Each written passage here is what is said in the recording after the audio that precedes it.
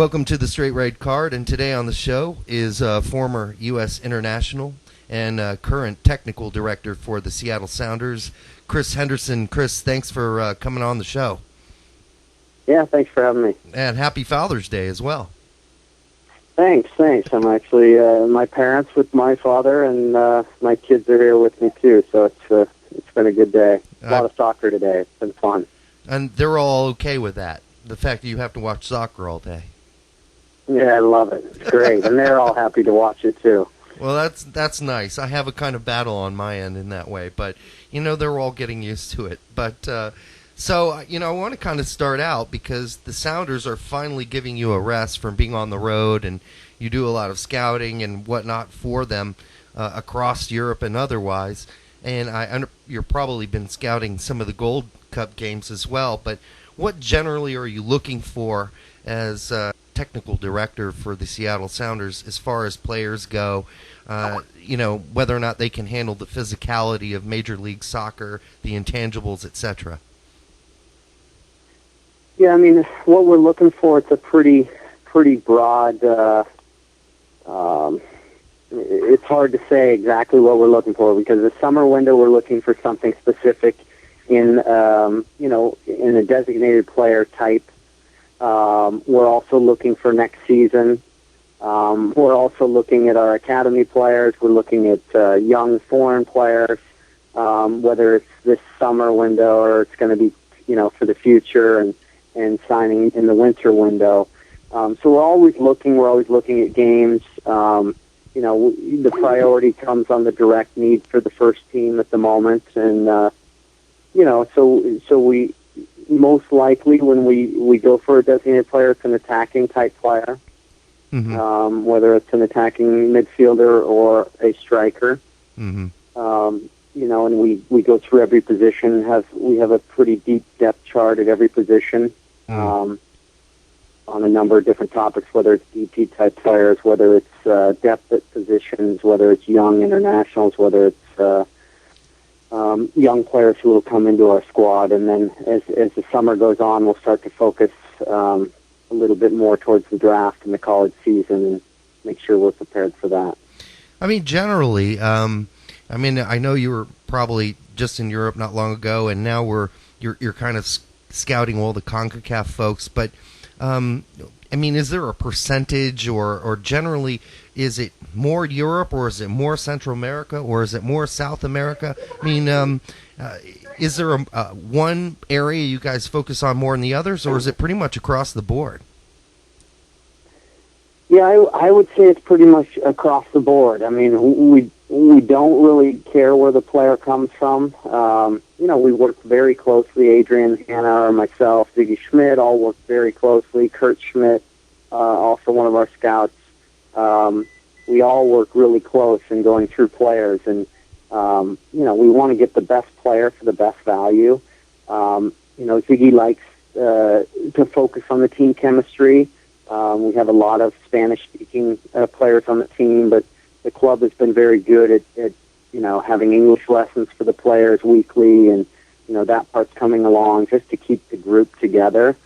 But I can say we're looking at Asia, we're looking at Africa, we're looking at Europe and South America for sure. We have good connections with agents who know the league very well and the structure of the league and the salary cap. And they can help us along with the players' contracts and things like that to make sure they work with us to fit in the salary cap. And, we've been all watching this tournament, over the last number of weeks. There have been a number of players that have been pretty impressive, and I'm not saying you guys are looking to sign these players, but is there anybody, for me, for instance, in the first game, I thought Panama's Beloy was just, his physicality, his power was really impressive. But, what are you seeing out there so far in the Gold Cup? Any players that have impressed you or stood out so far? Yeah, I think I agree. Beloy's been good. He's been a guy we've watched over the years. Zelaya's a good player. He's playing right now against Panama. I think he's probably their best player. There's a lot of MLS players that are, they look at the Jamaica team. There's a lot of MLS players who are in the Gold Cup right now. So you can kind of measure where the quality is in CONCACAF right now. Yeah. The Mexican team, Guatemala played them close the other day, but the Mexican team is very strong. I think it's almost to where they were in the early '90s. I think with that group with Ramon Ramos and some of the teams that they've had playing there. But the speed with Chicharito and Barrera and I think the leadership of Tirado in there and Marquez, they're playing really well. So it would be nice to see the U.S. meet them in the final in the Rose Bowl. It'd be a pretty good game to see, I think.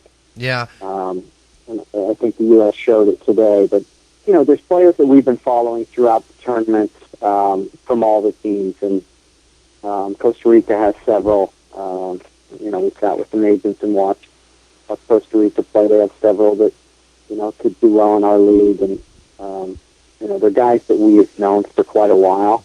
But we just keep them on our radar. And every team has a discovery list with, they're updating daily to make sure they get first on the discovery for some of these guys.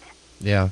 I mean, you played with the U.S. team through the 90s, but it really seems that both the United States team and CONCACAF in general have improved incredibly. I mean, when you watch this tournament, and you look back to the 80s and 90s, and you think about teams like Costa Rica and Honduras, and even Mexico and the United States, I mean, how do you see the evolution of soccer in North and Central America and even the Caribbean? I mean, it's got to be you have to be impressed, but I mean, what do you think about that evolution? Yeah, no, I think that like we were talking about, you were scouting players and looking at players, and in the 90s there would have been, many players from these teams where you'd say, okay, let's get this guy from their league and bring him in for a tryout. You go through most of these teams, and if you go through the starting 11, they're either in MLS or they're overseas in Europe playing at a club, or in Mexico playing at a club. So it's hard to find that player to discover anymore that's unnoticed. So I think that just shows that CONCACAF has been recognized around the world, and some of these top players from CONCACAF are playing in good leagues. Yeah. So that just shows the quality of CONCACAF. And I think just the world game, that the top teams and the teams that are improving, the gap is getting smaller and smaller. Yeah. So, I think that, I think I played in the first World Cup in '91, and, we ended up beating Honduras in penalties in the final. And, I think we kind of surprised a bunch of teams then. The U.S. won it, and we beat Mexico. And, now it's Mexico, U.S., the big powers, and everyone's trying to catch up. So it's fun to watch. It is. And likewise, the growth of soccer in the United States has been just as amazing. I remember back in the early 90s trying to find out how you were doing when you went to Frankfurt, and how difficult it was to get any information at all about how you were faring overseas. But now, there's all this coverage. There is, sites like Yanks Abroad, and you can really follow, the development of a young player. And, you add to that the incredible enthusiasm from the Northwest. And, I mean, are you getting a feeling here that, this ball is kind of rolling downhill at this point? I mean, people are really starting to get on board this whole idea that soccer in America, it's inevitable. Yeah, finally. Yeah. We've all been waiting for it and talking about it, and I really do feel like it's starting to go downhill. Like we've hit the top, and we're kind of pushing through that. And just watching the games, going to the stadiums and watching the games in Chicago and the games in New York for the Gold Cup, I'm like, this is in America. It was just really good to see. And you go to every one of our home games here, and it's an amazing atmosphere. And I think the rest of the league is saying, hey, we want our fans to be like Seattle. And we love that, being that club that can kind of move the game to the new level. And, the talent level's improving. Yeah. The pool of players is so deep.